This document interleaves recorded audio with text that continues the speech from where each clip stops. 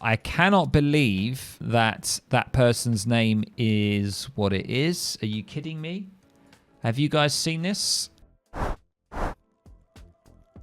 you kidding me right now? Can you see that? How is that even right? Okay. One of the members of the community created this kind of new place that you can find stats and everything, and you can export this to Excel, and I love that because I'm an accountant. I love Excel. So this is fantastic. It's called AOE3 companion.web.app. I will put this in the description for you guys.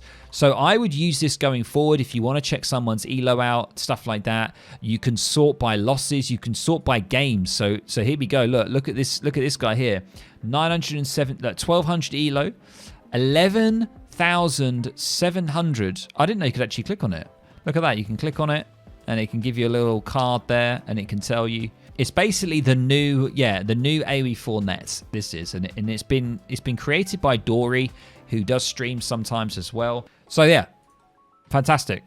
Welcome, ladies and gentlemen, to a casted game. Now, this has been submitted by a fantastic member of the Discord server called Hydrocone here, playing on the left side of the map as the Chinese in the pink. And I've got to be careful when I say in the pink because he is playing against a fellow French player here called, I'm going to say it, LFS. That's it. That's all I'm saying. LFS. So, Platypus says, LFS is a great guy and he always has some off-the-wall stuff. I look forward to this. Okay, well, the actual strategy that I've been sent here is from Hydrocone. So, Hydrocone is the Chinese player on the left side of the map, and we're going to be seeing a Iron Troop kind of FF timing. Now, normally, the Iron Troop is a unit that you tend to get later on in Age 3. It's something that you kind of macro towards. You might get a gold shipment, and then you might go for it, or you might go for shoes, which are sort of similar. And yeah, it's something that you don't normally want to get very early on. So yeah, so we're going to be calling LFS here versus Hydrocone. You know why I'm calling this person LFS. He is part of the Sunbro community though. So the Sunbros Discord, quite a large community. And yeah, I really love all the little communities that we have, all the different Discord servers, you know, all about the same thing, which is AOE3. So it's absolutely awesome. Hey, Moony Gloom, Davey, Platypus, how are we all doing? Welcome, come on in. Come on in. So we are going to be seeing Hydrocone here, going to be taking down a treasure, grabbing 120 food. That's going to be absolutely stonking right there. That's going to really help with his age up. And we can see the first card coming in. Is it the first card? It is the first card, going for TX Sport. Now, something that I found interesting with China is some people are going TX Sport first rather than going for the Northern Refugees first. I've seen that done a lot of times, and I don't know. You know, I don't know how I feel about it. I'm not too sure. So I like to always go Northern Refugees, and then I go TX Sport. I just always do that. So who knows? Who knows? Anyway, LFS here, opening up with a TP, as we can see at the top part of the map, and just going for a TP.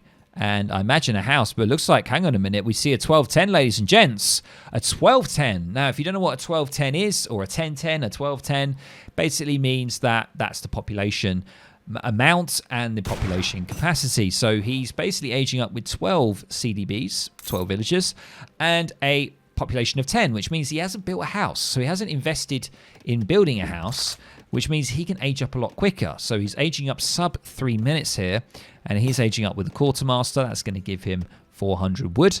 So once again, a very interesting strategy. Let's have a look at the deck. The deck is YOLO.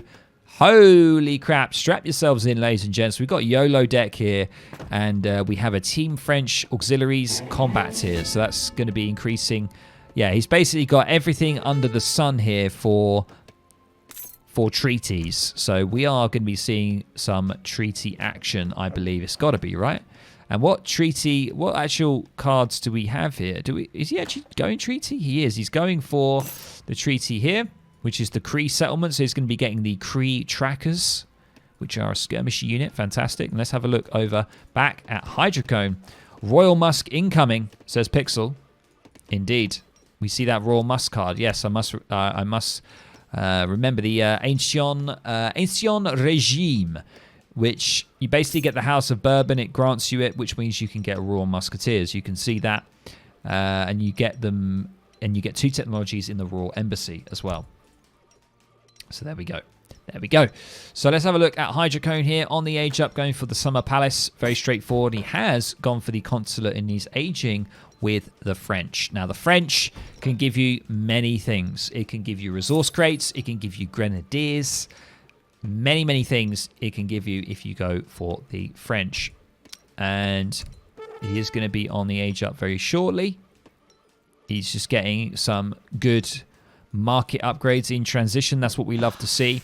And we do just take note of the macro here. So he's obviously macroing here for 300 gold so he can get into age 3. And then he's going to be all vills on food. So doesn't look too bad from my eyes. His age up's not too bad. His time, 4 minutes 53. Probably could do that quicker. Anyone could do an age up quicker. It just takes some time. But what do we see from LFS here? We do see the good old Kree trackers underway and native treaties, which means that he's also going to be getting an unusual unit, the Huron Mantlet here. Now, a Mantlet unit is something that you rarely see on the battlefield, and you're going to be seeing that coming from the TP here, and you're also going to be seeing it coming from, you're going to be seeing Kree trackers coming from this TP here, because this one basically provides shipments of native warriors from anything allied. So it's kind of crazy, and we're going to be seeing that coming out right now. Boom, there it is. 4 Kree trackers and 3 Huron Mantlets. Twakun Naru indeed. Look at these guys. Look how they're painted. Damn. So they're going to be going down on the battlefield right now. They basically act as a shield. They do actually have a ranged attack, though. And that ranged attack is just base, and their siege is quite significant as well. And you can see that there are short-ranged siege units. So, I do see further CDBs coming for LFS as well. He's getting them out from his TC. He is going for the 4 Courier de Bois card.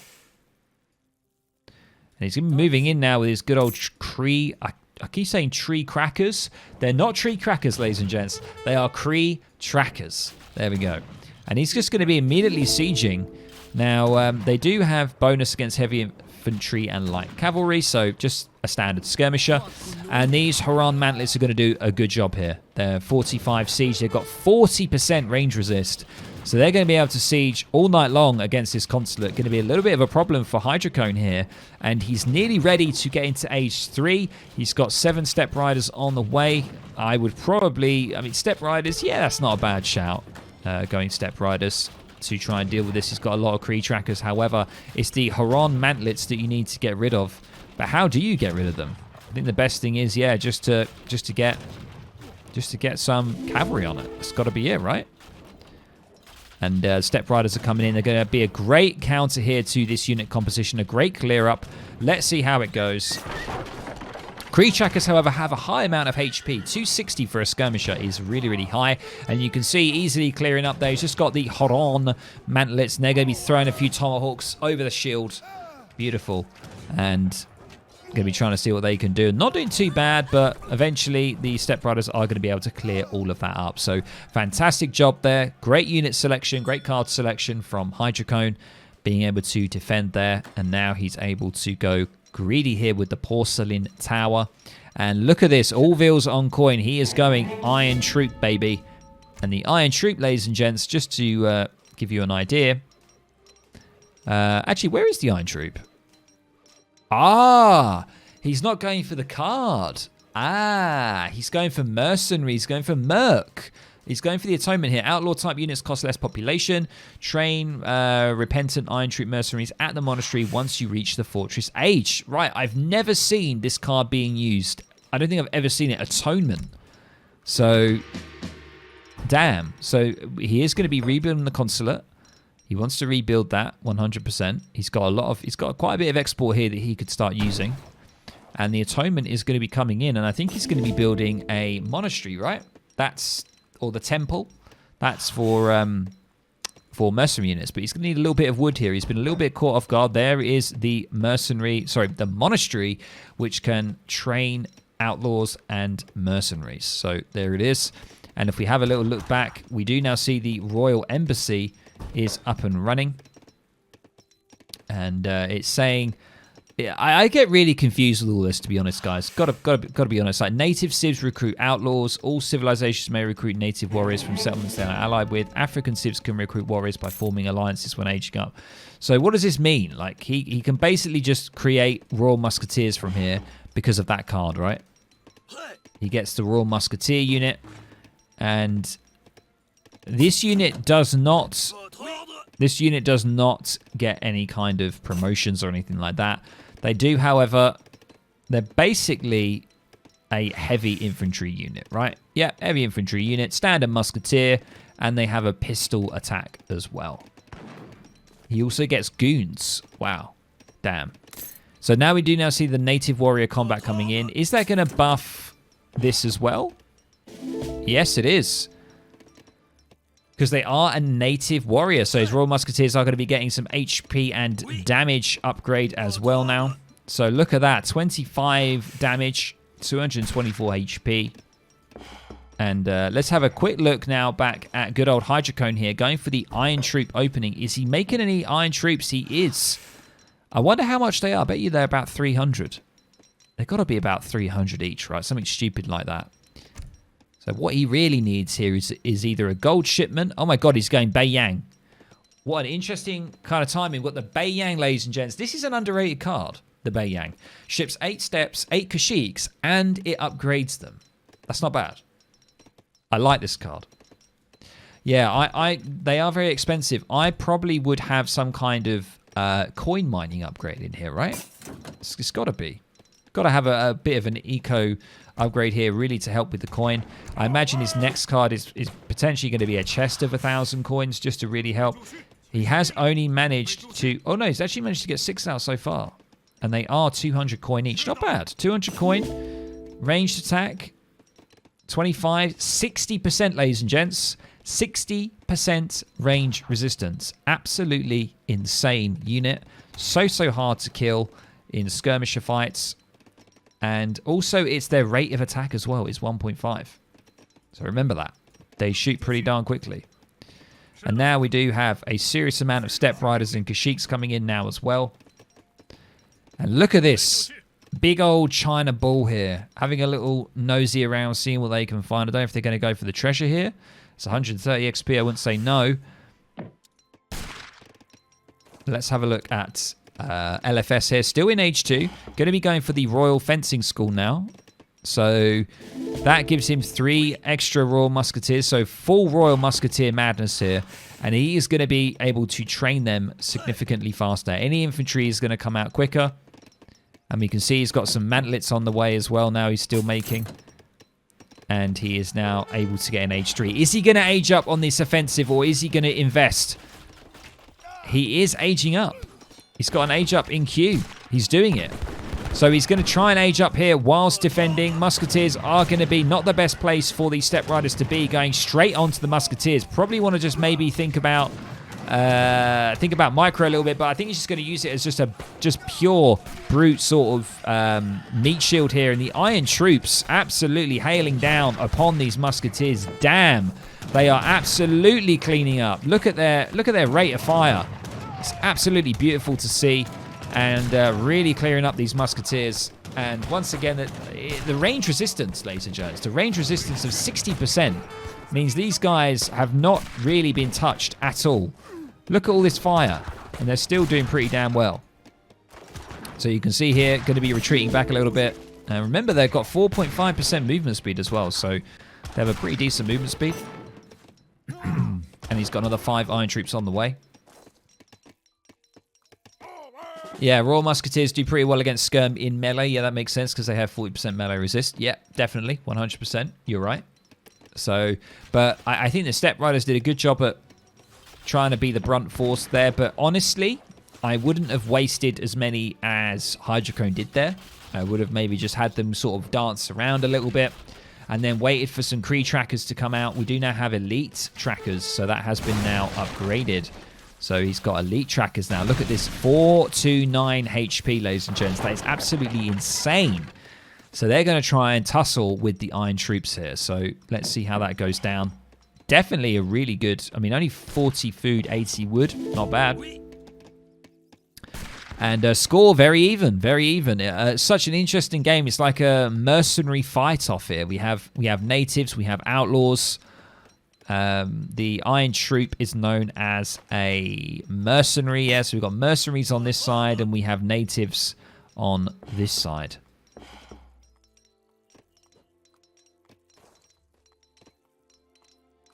Crab saying, I've been complaining about 60% range resist Iron Troops since DE started. That sounds like you, Crab.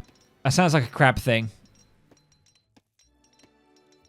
Yeah, we're not talking ridiculous ELO in this game, ladies and gents. I do cast ELO ranges of all different kinds. It's not always the higher bracket. I like to see different strategies unfold within the sort of the mid ELO range just to see what people are playing with. So, yeah. Next game is a treat. Yeah, we're going to be seeing another game coming up after this as well. So here we go. We've got some Iron Flails coming out now for Hydrocone. And yeah, he's just starting to pump out even more Iron Troops. 23. That's pretty devastating. Now, the issue here with LFS is he needs Cav. And he is French. So he could try and go for Cav, but he's refusing. He's just going to continue with this composition. And what I wouldn't do is have your flails here on the musketeers. I probably wouldn't do that, but he's doing it. He's also got some young guards in here. Look at that, absolute chads rolling in as well. They get upgraded because they're from the consulate. They're doing a good job. 50% resist on the young guards, 60% on the Iron Troops, and it's just clear up central here. Taking down, we've got some CDBs in the mix as well now, and what do we see on the field? We do see some veteran Royal Dragoons. It's not the right composition. Hydrocone putting the danger zone in right there. Damn. And this composition is hard to beat. I mean, he's going to basically just need a lot of heavy cav. He's going to need some good old... what's he going to need? The Lance Cavalry from the French, for God's sake. That's what he's going to need. How do I not even remember what that's called? I don't know. That's really embarrassing. But he is going to need that. And now we do see some skirms on the way. Not the right one to go for, my friend. What you want to go for is the cuirassiers. That's the option. Going skirm against Iron Troop is not going to end well. You're just going to lose. Their resist is so good. It's not going to be... yeah, or Falcons. Yeah, or Falcons. Yeah, you could just go 2 Falcons. Falcons and Courier de Bois. LFS needs to rethink his strategy, but it looks like he's doubling down. But he is going to be training up the spies, ladies and gents. Spies inbound, and let's see what kind of damage they can do. Their hand attack, look at that, 20. And they are going to be going nice and sneaky. Seeing what they can do. Skirm's popping out now as well. I don't know how many spies he's going to need, but the Explorer is down. So he's not going to have any vision of these camouflage troops here. Look at this. He's got 10 spies. He could do some decent damage here. This is absolutely wild. He needs to get in just at the right time. And he's going to be creeping in, and there he is. Oh no, get in. Get in quick. And the Rattans are here as well. The spies could do some serious damage here. But they're just being cleared up. What's happened to them? What? Hello? Hello? I thought spies were like kryptonite. What the hell? Spies not a huss, bro. Yeah, but don't bro me, bro. They're not going to tank. Yeah, I know, but like, damn. Well, Hussar's now on the way, and he's continuing to create musketeers very cheaply, I've got to say. 57 food and 30 gold. Not too bad to create these units. I mean, I don't know. He can only make 15 of them, however. And there is the GG, ladies and gents. And I've got to say, what an interesting game. We had native versus mercenary there. What an unusual game. That is not your bot game, ladies and gents. Seeing an Iron Troop opening from Hydrocone there against LFS's kind of native Royal Musketeer opening. Something that you do see a little bit more is the whole native use from the French now, because the French just have really nice cards for natives, and they do so well on certain maps. And this one with the Cree Tracker is a pretty good one, but there are other maps that are even better. But yeah, very off-meta game indeed, and I really enjoyed that. And I'm hoping that I can get this one up on YouTube because it's an interesting one. It's unusual, it's different, and that's what people like to see. They don't always like to see the standard, oh, let's do the Russian blockhouse China, and then, oh, let's do the French. What do we do with French? We do the Skirm Dragoon with the Falk. I think that's, you know.